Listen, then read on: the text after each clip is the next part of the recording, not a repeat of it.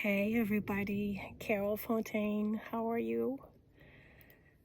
I wanted to pop in here and share a little bit of what I've been going through this past year because as most of you know, or unless you've been hiding under a rock, October is Breast Cancer Awareness Month.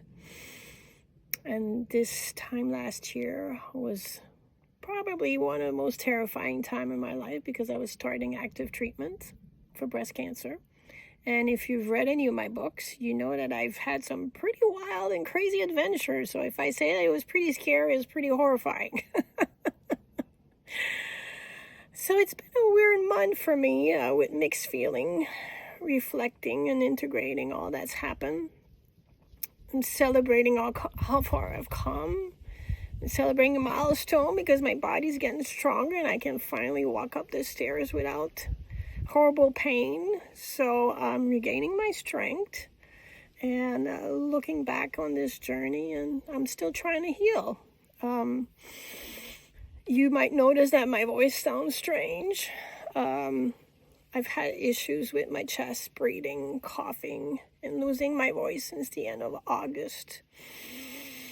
And I've undergone a bunch of testing, and I'm seeing a pulmonologist next week, and we're doing some pulmonary lung testing, and the suspicion is that it's radiation pulmonitis. So I'll know more once we do that.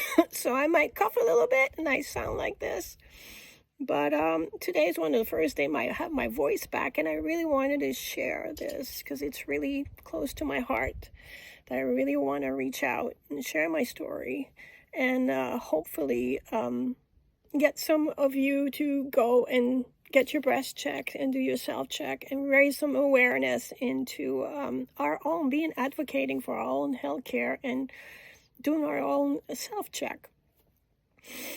So, of course, every time something happens, like around my lungs or whatever's happened this past year, it brings up some fear of recurrence, and I've already had two recurrent fear this year. So, although you deal with that, there is some surrender into it as well. And I'm not letting it stop me. And this is just part of life now, that when there's something, you got to get it checked right away. And this is just a new normal from this day forward, because there is that reality in my life, but I'm not having it define me. I'm not letting it stop me.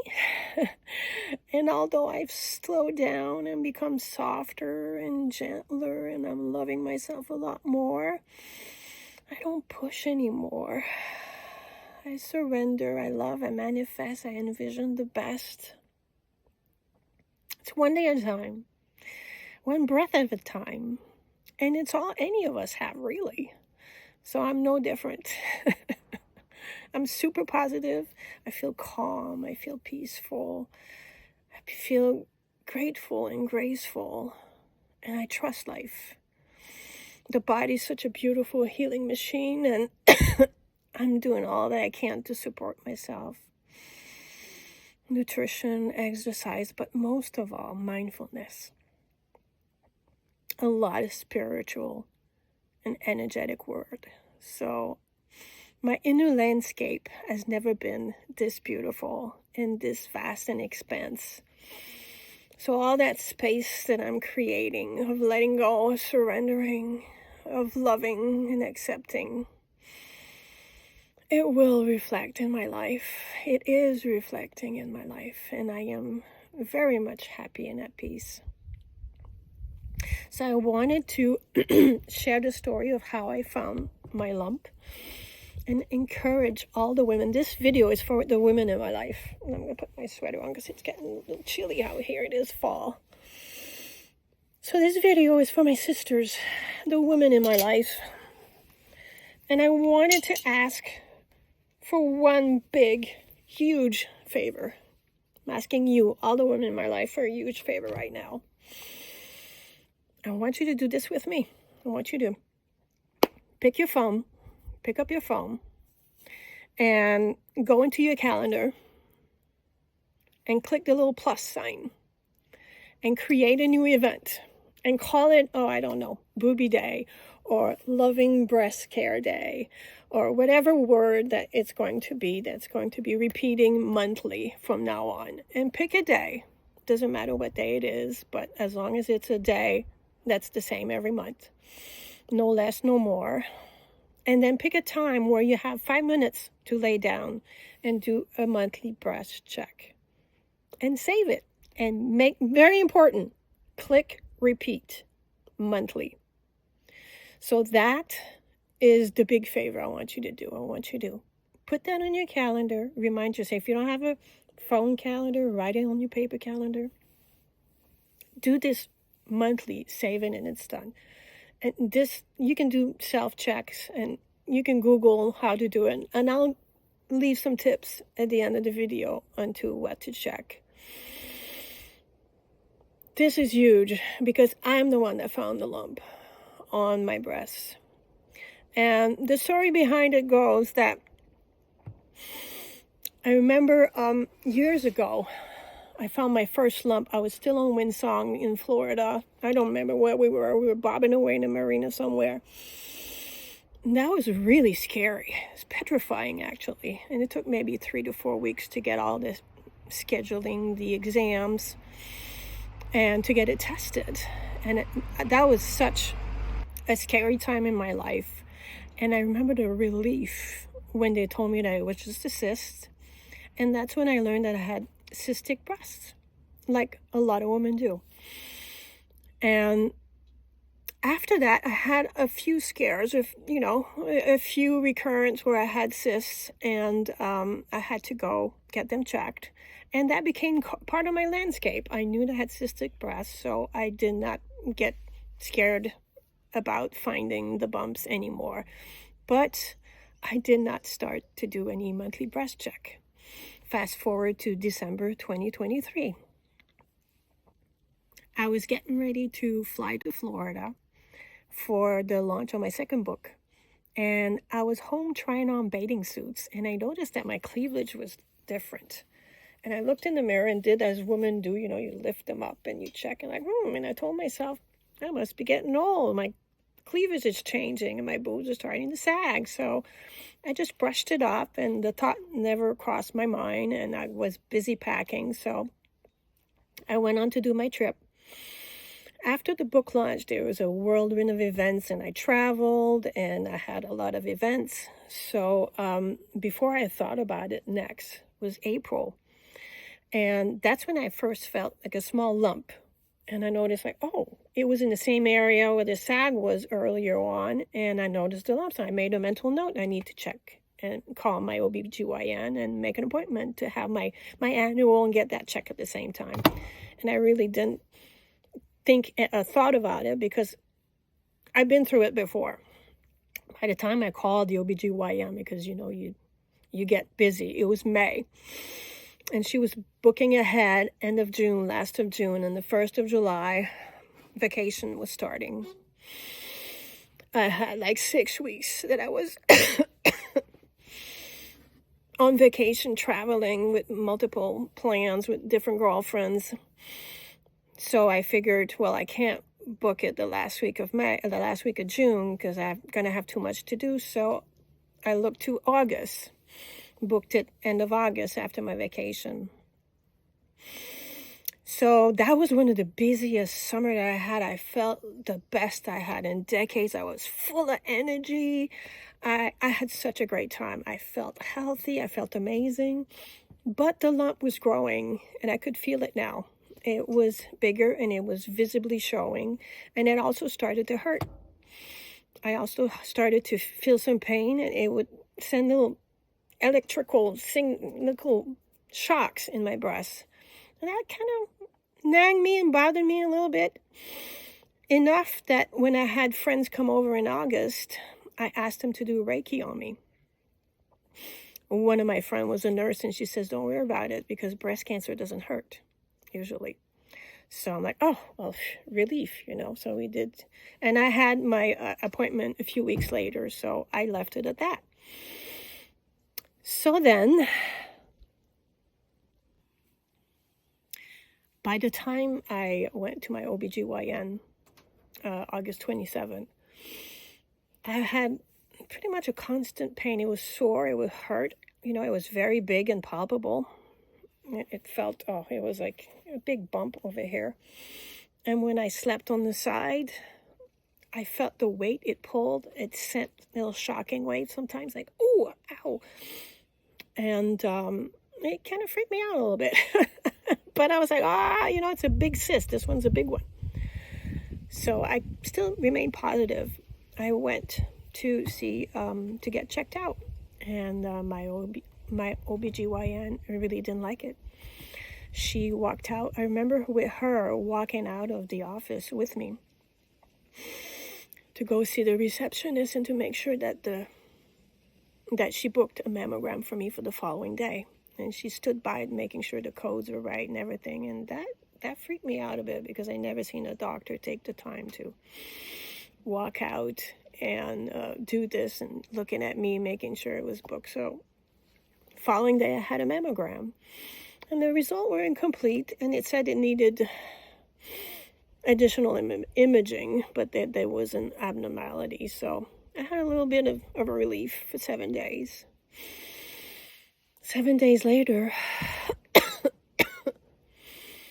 on my 30th wedding anniversary, 35th living together, I remember, I had an ultrasound, and that's when I first saw little signs that made my heart sink. I saw a little mass, and I saw little fingers thingy. You never really want to see these little protruding things that comes out of anything on an ultrasound. Anyhow, I pushed it aside because the doctor didn't want to tell me anything, but the result came with speculated margins. So the following week, 7 days later, on the 11th, they scheduled a core biopsy, which was, oh my God, so freaking painful. Ouch, I remember that. And that confirmed that I had invasive ductal carcinoma. Grade 2, stage 1. At that time, it was stage 1, and by the time I had my surgery, I had lumpectomy in October. It was on the cusp of stage 2. That's how fast it grew from I'd say June to October. It grew a lot, like, and it was constantly painful. So I remember when I was with Eric at home when I read the result of the biopsy, and my heart sank and I let out a gasp, and we hugged, and I cried and cried and cried and cried, and that was pretty horrible. It was a tough day. And after that, it was crazy months of appointments and meetings and phone calls and measurements and testing and oncologists, surgeons, therapists, medication oncologists, radiation oncologists, PT, support system. Oh my goodness, volunteers to drive me to treatments, calling my clients, letting them know what's going on, put my life on hold while I was getting ready to fight for mine. So treatment was hard, I'm not going to lie. It was really, really hard. And of all the cancers I could have had, that was the best that I could have had, if you can call that. I did not get chemo because my onco score was 25, and at 26 you get onco. So I kind of skimmed by that skin of my ass, if you can say. But the doctor, my oncologist, my medication oncologist, wanted me to take hormone medication, hormone pressing medication. So after I finished active treatment, I'm not going to share all the details because I've done posts already on that, and you can see those. And honestly, the post is not about sharing what honestly was the most difficult time of my life, which I don't really need to talk about. I'm still integrating that. But I wanted to post about sharing my story to bring awareness to your boobies, so you check your boobies. so we don't need to relive these intense emotions. But it would suck. It sucked. It really sucked, and nobody wants to live through that. So check your boobies, lady. So this year was all about recovery, and then taking those darn hormone suppressing medication, which I tried for 6 months and were horrible, honestly, for me. I know some women, it's a fantastic result, but for me, it did not work out, so I had to get off of them, and I'm 4 months later, I'm finally getting some relief, but it's taking months to get my system back to what it was. So nobody wants to go to cancer. You don't have a choice to do it. You don't have a choice to be strong. You don't have the choice to fight. You don't have the choice. Well, you can just take it and lay down, but hey, what the heck? I want to live. And there's no regrets into what ifs, I should have gone quicker, and I don't care. It's done. It is done. It's done. Right now, what I'm focusing on is rebuilding my immune system and concentrating on resting, healing, giving myself time, space to be softer, to have more grace, more compassion towards myself. I've been good at handing it to other people, but to myself, no, over the years. So I'm soothing my spirit. I'm coming back alive after a year. I'm deep diving into myself. I'm healing my body. The growth has been phenomenal. The transformation has been incredible. The healing is still ongoing. I'm definitely not the same woman I was a year ago. And I think that's a good thing. There's a lot of things that why did I care about these things before? Putting yourself first, putting your care first, your health first, your priorities change. Life is such a gift. And I have a lot to share. I have much to share, but my voice is just coming back. So since I love and respect my body more than ever, I'm taking a cue from my body, and I will continue to cocoon and quietly heal until it's time to inspire again and share. But while I'm deep in surrender mode, I am in the flow. There is an enormous amount of download and wisdom that is flowing onto paper right now that I'll be offering soon. So meanwhile, I'm healing. So this is in the big points of my story. So in closing, it's October Breast Awareness Month. Do your monthly checkup. Not more than once a month, and no less. Don't think because they've all been lumps that this is a lump again. Although, if you do find a lump, don't freak out. 80% of them are actually benign. Have them checked. Pay attention when you do your breast check. It's not the time to watch TV or think about your grocery. Pay attention. Be aware. Breast cancer doesn't always show up as a lump.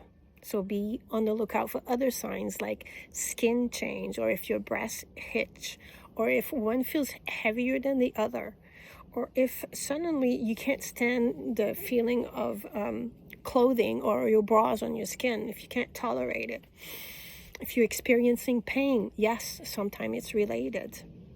So, and even if there's no cancer in your family, there was no breast cancer in my family at all. So if you're experiencing any kind of changes, or if you just feel off, trust your intuition. Trust it, listen to it, and go check it. And don't freak out. And just be calm, be gentle, go at it. And hey, if I can do it, you can do it. If anything ever happens, there's 1 in 8 women, unfortunately, that gets it. I'm here for you. Reach out. And trust that most likely it's nothing. But the important thing is to catch it early, because when you catch it early, it's 99% survivable. 99% survivable. That's pretty incredible, thanks to research and to all the good people that are working really hard on eradicating this yucky disease out there. So that's it for me. Big share. Please share with your sister and set it up on your phone so you have a reminder. I love you all, and I will see you soon.